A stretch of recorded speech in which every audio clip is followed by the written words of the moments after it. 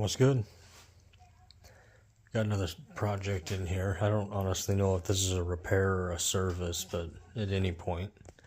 It's coming in for a carb tune. Right now it won't start. It did kick over with brake fluid, starting fluid, but doesn't quite have enough flow through the carburetor. So we'll take that out, take a peek at it. Right now this doesn't seem to do anything, and I think it's because this brake cable is compromised. You notice the cable isn't, I don't know what's going on with it, but we'll take a peek at that. Supposedly the front brakes don't work either, so I don't know. We'll start it popping the wheels off, taking a look at the brake assemblies, look at the do a brake fluid flush, kind of go from there.